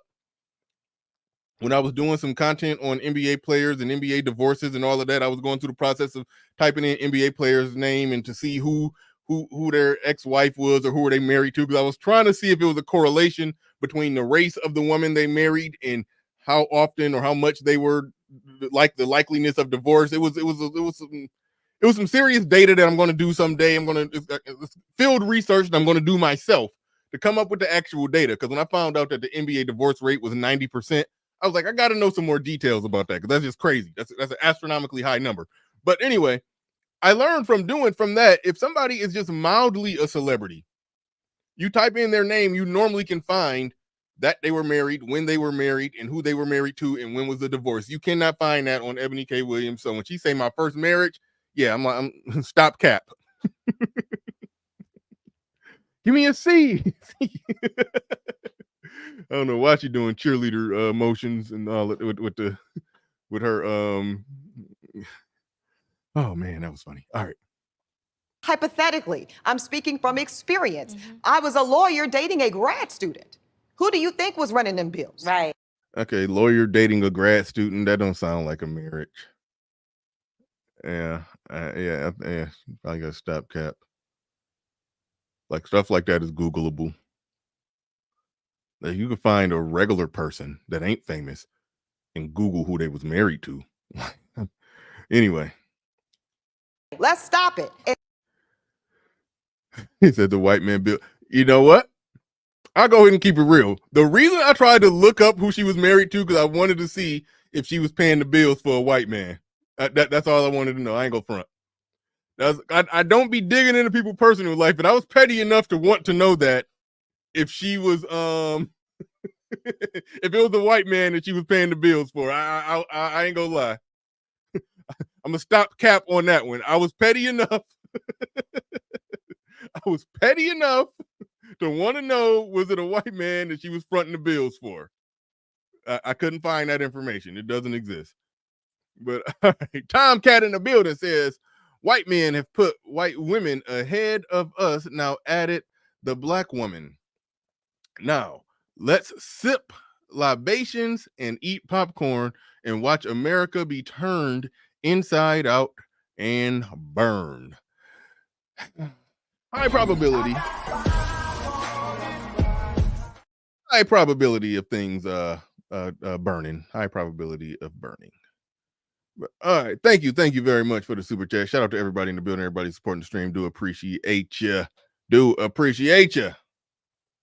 And what I felt, y'all, was I appreciate the lifestyle I get to live with you, but I hate you for it. Yeah. But I hate you for it. Yes. I hate that I got to have my hand out when I want to go get these new kicks. I hate that I have to ask in a way about, well, where are we going on vacation and what does my contribution look like? Because I'm not running shop the way I really want to run shop, as most men really like to lead their household. Right. Exactly. Now, what she's saying right there is true. No man wants to be in that situation. It's a bunch of fake news that they hate the woman. Let's look at it like this. It's three options. Option A, option B, option C. Option A, two people are together. The man goes and make $300,000. They both broke. Two people are together, they both broke, but the man figures life out and goes and make $300,000. That's option A. Give me option A. I would love option A is wonderful. Option B, both of y'all broke and y'all stay broke and y'all live together broke for the next 25 to 30 years. That's option B. I hate option B. Option C, both of y'all broke. The woman figures things out and figures out a way to go make $300,000 a year. I don't like option C, but I take option C over option B. I'm not going to hate the woman for it. And if I need more time to try to figure out life, to figure out how to get, how to make money like that, I'm not going to complain because I'm doing it in a better environment. I'm doing it with somebody on my team that got resources that could probably help me. It's not the ideal situation. I don't like it, but it's better than broke. I'm not going to like that situation, but I'm not going to hate the woman. Like that's an absurd thing. That's an absurd thing. The reality of what it is that the disrespect that man faces while with that woman it does put him to the point to, even when he get to the point to where he's making good money, am I going to stay with this woman who gave me her ass to kiss for the 5 years that it took for me to get my shit together and figure it out? Am I really just going to, am I going to stay with her? Because now that she's built a habit of thinking that that's how it is, I think it turns into that. And then they morph it around to, well, he resented me because I made more. Now he's with this woman that makes less, and now he's treating her like a queen. But no, you treated him like a peasant servant, like you when you made more than him. When men made comfortably more than women, families worked out and men and women worked together, and it was two parents in the home. As soon as women start making close to what men make, there's a lack of families and everything burning, like the last super chat talked about. Like, that's the reality. It's not resentment. It's that lack of respect.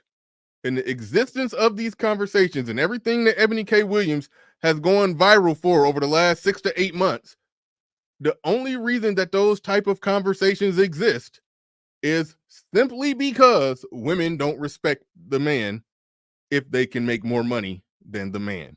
No other way around that. Exactly. And so when I was talking about Miss CEO of Xerox, I'm Oh, and just one more finer point on that: option A, option B, option C. If option C plays out and she starts making that money, and then I gotta, while she's making that money, I'm trying to figure out how I'm gonna get it. And if I figure out how I'm gonna get it, now I'm making good money. Now we both making good money. If she was respectful to me during that time and was completely loyal and respectful and gave me no issues at all, other than the normal relationship stuff, I'm gonna feel a commitment to her, that she was the one who was with me when I had nothing, and even when she got something and I had nothing, she was still with me. That's loyalty you can't buy. It's all to it. I'm going to be committed to her. Now, if she was treating me like crap, I'm going to be out of there. I'm going to be out of there before I even come up. But and I think most men generally operate like that. Most of them. So that's why I'm firmly of the view that that's cap. saying, what is the problem with a woman of that stature? The amount of time that she's invested, not into her, schooling, but her profession, into her life, building herself up. Why shouldn't she feel like she should be equally yoked? Why is that a problem? Yeah. And then it's always the reverse. See those terms, equally yoked? They use all of those terms are just coded words for, we don't respect men that we can make more money than. That's all that is. And that's fine. That's okay. But they capping in how they're framing the argument. Card. Well, when men are titans of industries, do they go looking for equally yoked, et cetera, et cetera? No, because they're probably not going to go find it. I'm like, oh, Jesus, Lord, take the wheel. Yeah, well, they also want somebody that's going to follow them around and do what they want them to do. That's what I said. Yeah. Titans of industry are looking for women who are not going to say, I'm sorry, my schedule is Exactly. that. They need a woman who is going to be at their beck and call, who is going to be available for everything, who's going to have the kids, raise them, and just be available for them. Would you? Now they're talking common sense that falls well within the framework of the data that we talked about earlier in the show when it comes to what black men make versus what black women make, to where it's clear, present, and obvious that the men are there, they are available, they just want certain things that a lot of American black women with certain ideals and certain things that they have in their head, particularly the ones who fall into the category of, attractive women who waited out on being in an actual committed relationship and or marriage that's going to result in family and all of that. They waited out all of that until they got to their mid 40s, and as successful as they're going to be, now they want Mr. mid 40s successful guy to come scoop them up and do what with them? I don't know. I mean, it's like, so now they're speaking now they're speaking more in the realm of common sense. ever do something like that, Al? What? Pay all the bills. Like, would you take care? She's too cute. Like, say he's like a stay-at-home dad, and he's taking care of the kids, and you are the breadwinner. Are you? You can just see the snarkiness in their voice and their laughter of how little respect they have for a man in that situation. So that's why I'm like, why try to spin it as if the man resents the woman? No, take responsibility and accountability. We don't respect that shit. Just call it what it is. Okay with taking care of all the bills? No. There would have to be there would have to be circumstances for that to, like, what's the issue? Why aren't you working? Yes, why aren't you working? She's saying, put another way, make it make sense. Yeah. Make it make sense. Make it make sense. And if it doesn't make sense, it's a no. Now, what do y'all think about this, though, when the man does work and then he's never there? Well, personally, I'm fine with it because the Bible says you're supposed to provide. But that's just me. I'm also like not, the lights I believe in provision. Like, is the house there? Yeah. Right, because somebody does. Yeah, I don't really care what they're talking about right here, but bro man in the building says the white man's bills are lower. I think I already read that one. Shout out to you, dude. Appreciate that. If there's any other super chats that I missed, RM, you can pull them up on the. I appreciate it. I don't know how many I left, but Mike, well, the man bun Mike of Mike and Vince Perkins says, for black women lying to black women, I love it. Support.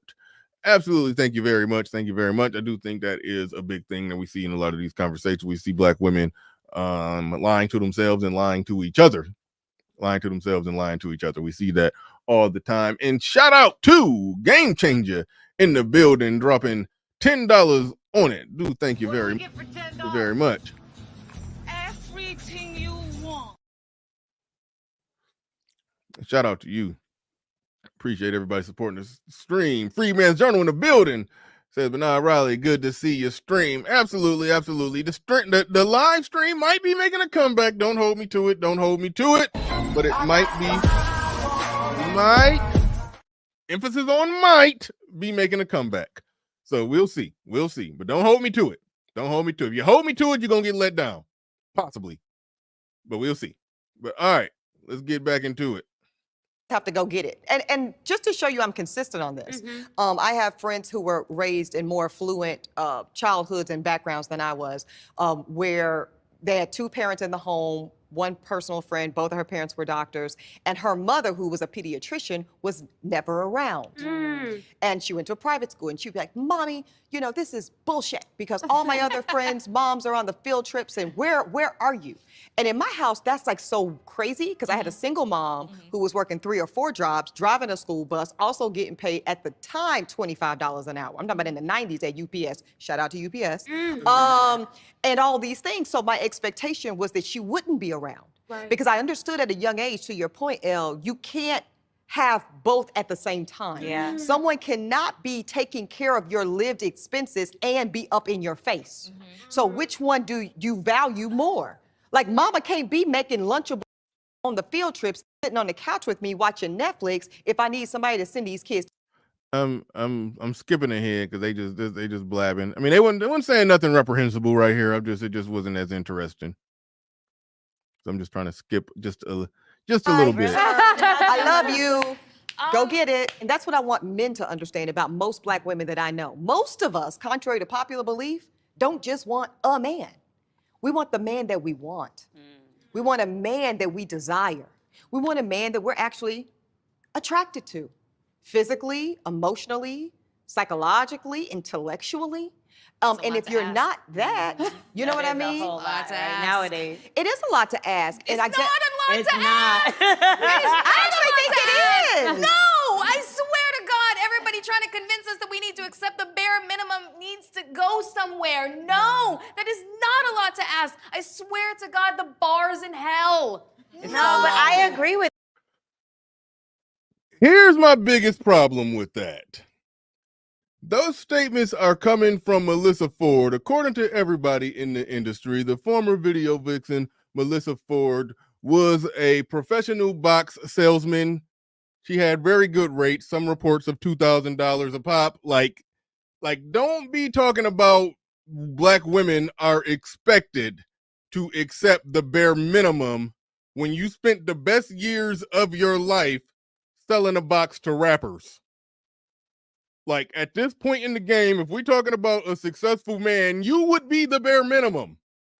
Like, that is the craziest thing about this, and it happens all the time in these conversations where you get, a lot of times sophisticated, educated women. Eboni K. Williams should be like, do I really want to share a couch with this chick?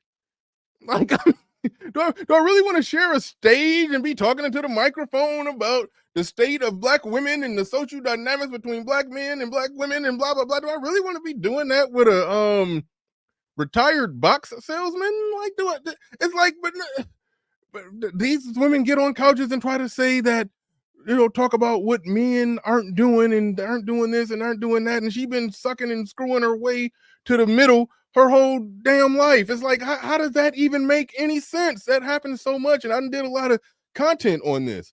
How a lot of these chicks that you see on these little podcast shows where they got it set up real nice, very professional, looks like a TV show, like a something you would see on TV is set up like that. A lot of those women, in her case, former, probably currently, but former box salesmen, but a lot of them are still currently on that, but they be trying to have serious conversations about men who don't match their hustle or don't match their grind, or he need to be able to, keep up with what I'm providing, and you sell the box for it's crazy. And they're talking about, but y'all expect me to accept the bare minimum? You, like, what the hell? Like, listen to this one right here. Here's a perfect example of what I'm talking about right here. Going on. Then that's when the problems come, because it's like, dang, like, I'm dealing with a whole life bum. I'm dealing with a whole life person that doesn't have any ambition or goals and is not a hustler. So then that's when you're like, dang, like, I can't do this. Like, I'm the only one hustling in this relationship, and I'm getting turned off by seeing someone that I have to treat like a child and drag. It gets tiring. I'm already trying to push myself every day. Now I got to try to push you. When women go on these couches and talk about how they're pushing themselves to greatness, the thing that they are pushing themselves to do is some of the most salacious stuff ever. But it gets set down and discussed like it's a healthy conversation about black economics. She's a cyber twat salesman talking about generational wealth. Dang, like, can I finally get some peace around here where I don't have to be the only one concerned about how we're going to create generational wealth? Like, I be legit struggling to see how does that even enter in as normal conversation? Because I if just they don't have want all it. that, they Normal want love. conversation where they're talking about these men are not stepping up and meeting the mark. It's that blows me away. That chick that I just had on there, she's very Googleable. If you have never seen her on Instagram, she has one of the most exaggerated BBLs on earth. You could go Google, type in her name, OnlyFans leaks, and you can see how hard her hustle is for this generational wealth and men can't match her grind. And you can go Google and don't pay for her OnlyFans, please. But pretty much every chick on Instagram with more than 500,000 followers, if you type in their name and then OnlyFans leaks, you can see their grind that they shame men for not being able to match. You can see it. It's there. It's there and it's findable. Like, you get chicks like this passed off in serious conversations, talking about what a man can do for me. Like this chick right here. Mm-hmm. This chick right here. Hold on. I'm gonna start it from the beginning. Listen to this shit. Listen to this right here. I don't want to go to where regular people go. I want to go to where the people that got money go. I'm not gonna let a take me to nothing less than what I will take myself. All right. That he got to do for me more than what I could do for myself. It don't matter whether it's a ratchet like her or somebody sophisticated like Eboni K. Williams. It's the same argument, just sometimes more articulate. But it's really the same argument. But when she talk about what she do, he not got to do for me more than what I can't do. Don't do for me. If he can't do for me more than what I do for myself, But let's look at what she do for herself. Let's listen to this. Okay. I'm a stripper. Okay. I'm a trapper. Suave. I'm a whore. One more. Professional. She's honest. Okay. Listen, what do you mean by you a whore? When I say I'm a whore, that means, baby, if the price is right, I just might. Like, that's my issue with Melissa Ford. And so if being in this conversation, talking about the bar is in hell for black women. Or black women got to accept the bare minimum. Where I'm like, no, you're the bare minimum. You could look it up. It happened to be the case. Y'all remember when Jay-Z and Kanye was Nino and G Money. They was each other right hand man with each other. Jay-Z married to Beyonce. Kanye married to Kim Kardashian. I don't know how long this upheld, but it was a moment where Beyonce did a very active, good job to make sure that she was never in a photo with Kim Kardashian, even though her husband and Kim Kardashian's husband was best friends and business partners. Beyonce was like, I am not getting in a photo with her because I do not want to be categorized in the same light as her, the same vein, the same view. I don't want you to view me like you view her or view her like you view me. We not the same. And I respect Beyonce for that. I really do. So that's why I'm like, really, Eboni K. Williams? I mean, former video vixen, twat salesman, it's like, it just seems like at some level, you wouldn't want, you being a sophisticated, educated, lawyer, got degrees, got a professional reputation, and all of that. But no, you're having the same conversation and making the same points and looking no different than a washed up video vixen, former, if not current, box salesman. I call them cyber twat salesmen when they do it online, but she was doing it before the internet. She was doing it before it was cyber. It's like, that looked goofy to me, and I don't understand why or how someone like Melissa Ford, by reputable, seemingly respectable women, they don't ever just say, it's a good conversation, but it's sort of like what I always bring up.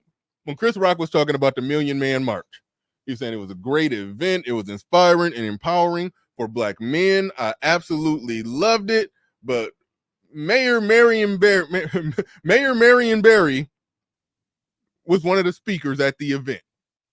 The mayor who was busted and outed being a crackhead.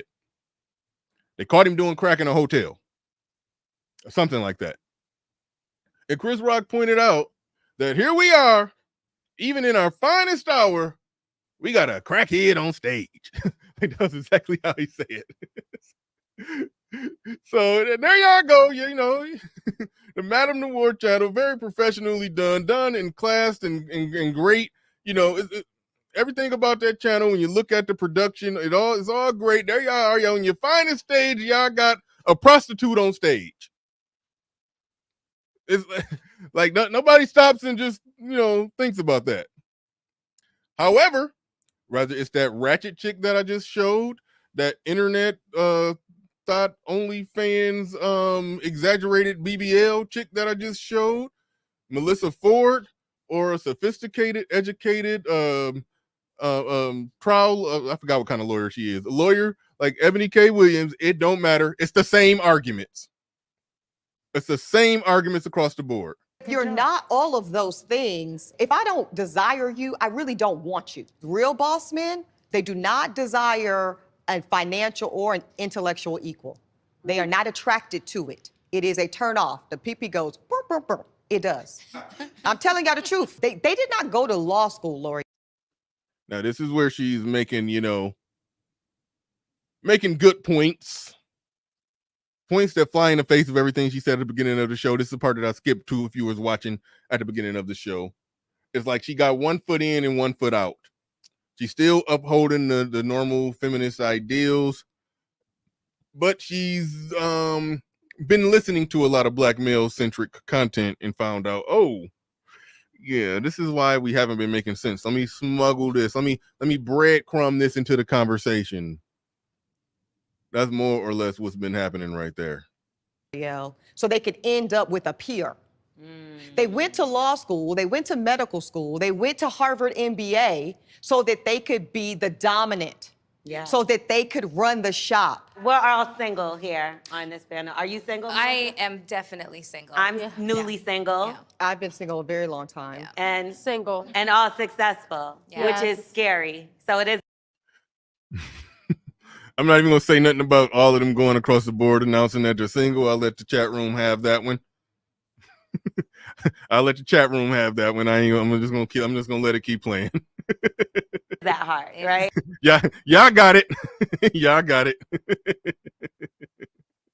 We're saying it's not that hard, but you have 4 successful women. Because the success is not to our advantage. Beautiful. Romantically. Now, okay, let's just name some things. Yeah. Okay, because I can't sit up on this panel and not name the fact that even in this conversation of 4 diverse women of different lived experiences, we still represent some similarities. Nobody on this panel is darker than a brown paper bag. We need to name that. Nobody on this panel is more than a size 10. And so let's just kind of expand.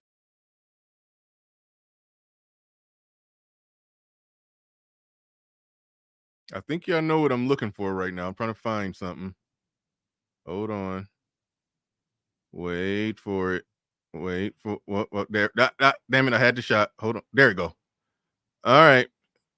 She said nobody on this panel is above a size 10. They might be 3 out of 4 on this one. Might be 3 out of 4.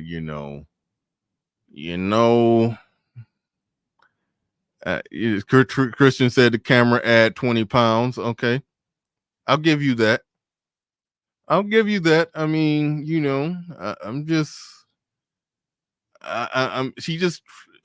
it's like the Sesame Street, one of these things are not like the other. You saying 2 out of 4?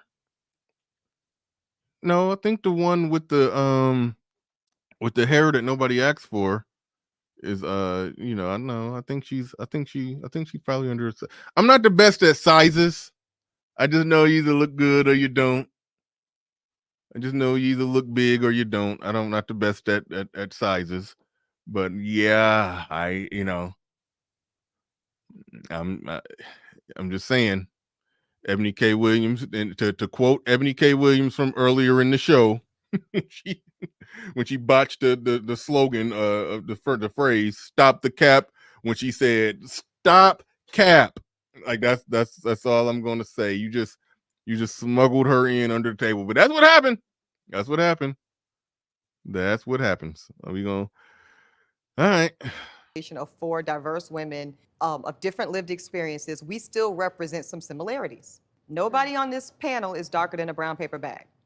We need to name that. Nobody on this panel is more than a size 10. And so let's just kind of expand the conversation. We represent a preference.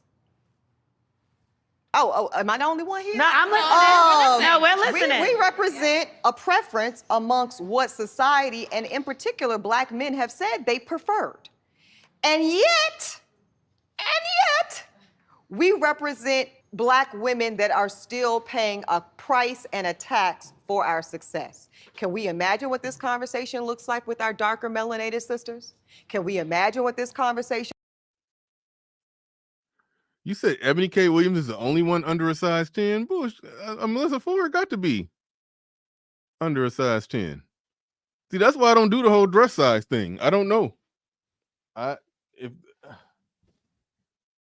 don't. Melissa, all right. I see 1 out of 4 not being, not being like the other. But all right, I'll go with it. It says I'm the best at sizes. Eboni K. Williams is the only one under a size 10. Yeah, I don't buy that with Melissa Ford. I don't buy that. I'm about that. Melissa Ford's a nice size. I'll just say that. I'll say that. Whatever size dress she fit. Okay, whatever. She's a nice size. I ain't gonna take that from her. But all right, let's go. It looks like with our curvier sisters. So I think that this is showing to me the impetus of dealing with the idea, the notion that she said that all the women on there is a preference that black men have said they wanted. That's going back to earlier in the show when Melissa Ford had brought up the passport bros, that they're basically saying that they don't want black women. I pointed out that the complexion of the women that the passport bros are usually dating sort of match the complexion, give or take, of the women on that panel. It's a lot of brown complected Ebony K. Williams looking women that the passport bros be taking pictures with. So it's like, it ain't about the preference of how you look. It's something in how you act. It's something in the culture. It's something in a lot of different things that has all to do with it. And there's not too many ways around that if they're getting on a plane to go mess with women who look like a younger Ebony K. Williams. That's just all to it. the crisis.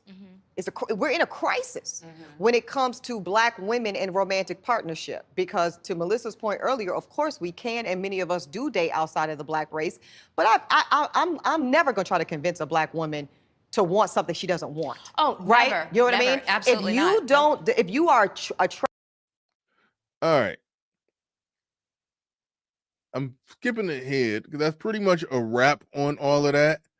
I was trying. Oh, right at the beginning, we about to have these real boss men. we examining Melissa Ford. This ain't the part. I'm not as interested in this part, but y'all just got me curious with the dress size thing. So I'm trying to see the part earlier where they showed Melissa Ford standing up. Welcome to Listen to Black Women. I'm Lori.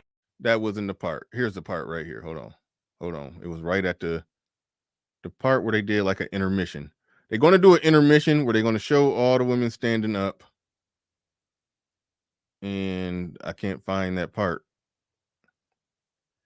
I can't find it. I'll be able to find it if I wasn't looking for it on here. Shout out to everybody in the building. Do appreciate each and every one of y'all. Hit the like button. Support the stream if you haven't done that yet. And I cannot find the intermission. Maybe. Oh, I know for a fact I'll be able to find it right here. Hold on. I'm looking for it. I know it's easy to find when I'm looking for it on YouTube because they got the little hover thing where you can hover across it and then you could see when they do the intermission when you're looking at it on YouTube. And I'm looking at it there. All right. So at the 7:45 mark roughly, we're going to see Melissa Ford, and y'all can be the judge. You know what I'm saying? Like, why? Like, listen, in a perfect world, Miss CEO of Xerox, she falls in love with a bus driver and everything works out well. But in reality, drop that banner. Not. Drop that banner. Let's go right here. Let's get that banner removed if I can. I don't know what I'm doing. Hold on. I guess I do. I can't find. There we go. All right.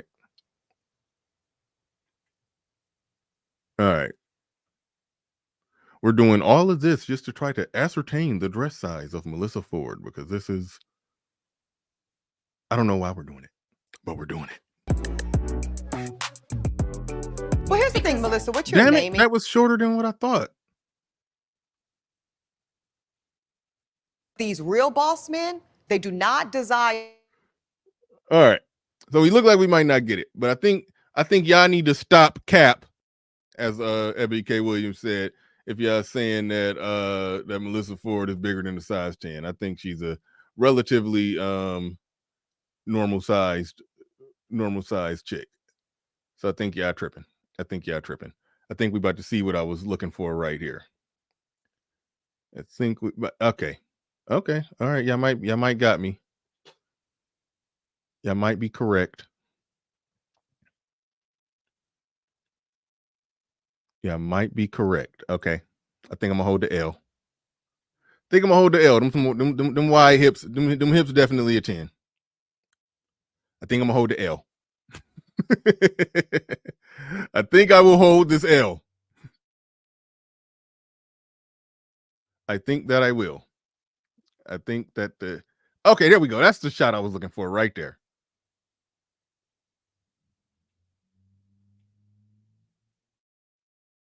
I knew it was on here. I knew I wasn't tripping. I knew I remember seeing them hips. All right.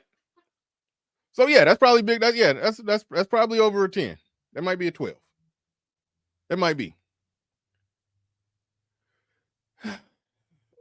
But regardless,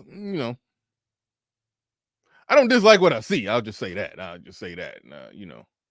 homegirl over there is homegirl to the left ain't in the ballpark of it, In the words of Fantastic, and I don't approve Fantastic's messages when it comes to larger larger women. I don't support Mr. Fantastic's message, but I know Mr. Fantastic. He said he like them big and red bone, and for women like her, he's been quoted saying she don't got knees, but she can still get on them.